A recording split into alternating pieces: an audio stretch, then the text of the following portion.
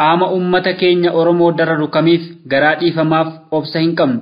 Ibsa gabaabaa qeerroo bilisummaa Oromoo Guraandhala 7 bara 2019. Rakkoon siyaasaa biyya Itoophiyaa karaa nagaan akka hiikkatuuf gaaffii qeerroon gaafataa turuun beekamaadha. Ammas rakkoo adda bilisummaa Oromoo fi mootummaa gidduu karaa araaraan furuuf tattaaffii abbootii gadaa Oromoo taasisaa jiran guutummaatti deeggaramaaf hawwataa ta'uu himaa. Da'oo araaraa goruun qaamni uummata keenya Oromoo dararaa jiraachuu bakkoota garaa garaatii argaa jirrutti mufannaa guddaa keessa nu galchee jiraachuu ibsanna. Nuti qeerroon bilisummaa Oromoo akeeka karaa nagaa rakkoo siyaasaa furuu eenyuun olitti deeggaruuf qooda karaa nagaa qabsoo taasisuu baataa turreen kan hubatamu ta'uu cimsinee beekna. Hundaan olittis nagaa Oromootti kan boqonnu ta'uuf nagaa jaallattota ta'uu keenya hubachiifna. Siyaasa biyyattii taa'anii araaraan karaa nagaa gaaga'ama lubbuuf qabeenyaa hambisanii furuu caalaas wanti nu gammachiisu hin jiru.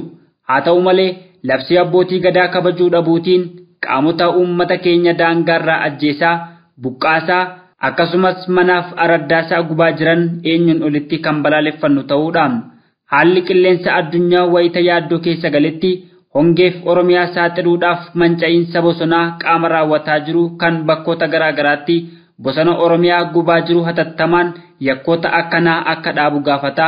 Gochaan bosona mancaasuu balaaleffatamaa ta'uu yakka hundaan olii ta'uu hubachiisuu feena. Waan ta'eef sagalee tokkoon yeroo nuti karaa nagaa rakkina uummata keenyarra gahaa jiru lallabannee falmannu amma ta'uu uummataaf himuu feena. Qabsoo karaa nagaa gochaa turre sana jabeessuun ammas karaa nagaan dararaan uummatarraa akka dhaabbatuuf gaaffii keenya kan itti fufnu ta'uu uummata keenya hubachiifna. Maqaa adda bilisummaa Oromootiin hadheeffamee dargaggoon Oromoo adamsamuu, ajjeefamuu, hidhamuun akka dhaabbatu ni gaafanna.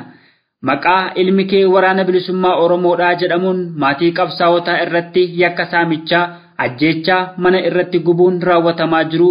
Yakki qeellan Wallaggaa maatii Oromoo obbo Guutaa Gabre irratti raawwate balaaleffatamaaf yakka suukanneessaa ta'uu dhaama. Yakka akkanaa daangaa itti gochuuf sagalee tokkoon afuura tasgabbiin gaaffii keenya itti fufna. Golgaa araaraa goranii manaaf araddaa Oromoo daangaarraan abiddaan daaressanii Oromoo fi Oromiyaa waan abbaa hin qabne fakkeessuun haa dhaabbatu. Maasaaf mana nurratti gubuun daangaa haa godhatu jennee gaafachuu itti fufna. Hidhaa fi reebichi bifa jijjiirratee qabsaa'ota abbaa biyyummaa fi qabsaa'ota mirga namummaa irratti adeemuun haa dhaabbatu jennee ni gaafanna. Hundaan olitti hongeef biyyattii saaxiluudhaaf bosona abiddaan mancaasuun yakka fokkataa jaarraa kana keessatti godhamee hin beekne ta'uu hubachiisa.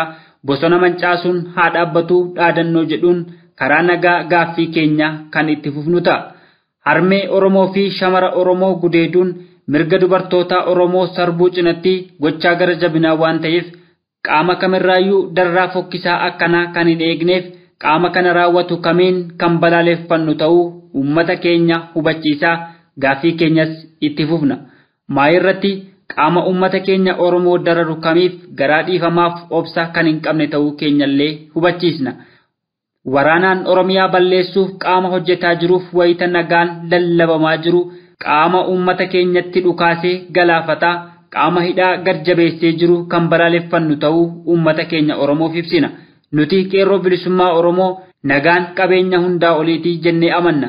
Kanaafis dhukaasa qawwee dhaga'uu kan hin feeneef karaa nagaan rakkoo uummata keenyaaf gaaffii keenya mootummaan karaa nagaa akka nuti gaafannetti akka nu deebisuuf akkuma gaafataa turre har'as karaa nagaa rakkoo uummata keenyaa akka furaniif gaaffii gaafataa turre dabalatee rakkoowwan uumamaa jiran mara uummata keenyarraa akka dhaaban gad-jabeessinee afuura tasgabbii fi ejjennoo furmaata waaraa argamsiisu qabuun ni gaafanna. Uummanni keenya Oromoos nu cinaa hiriiree rakkoo isaa bahee karaa nagaan akka ibsatuuf waamicha keenya ni taasifna. Barattoonni mooraa yuunivarsiitii fi sadarkaa barnootaa garaa garaa irra jiranis gaaffii wayitaawaa ammatti deebii argatuu qabu olii akka gaafattan waamicha isiniif goona. Injifannoo uummata Oromoof qeerroo bilisummaa Oromoo Guraandhala 7 bara 2019 Finfinnee Oromiyaa.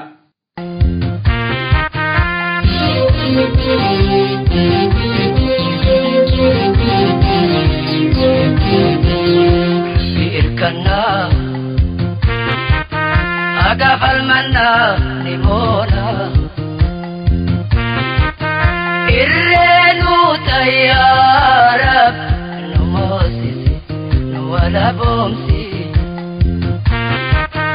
irrenu tayyarab numosisi nuwala bomsi irrenu tayyarab numosisi nuwala bomsi irrenu tayyarab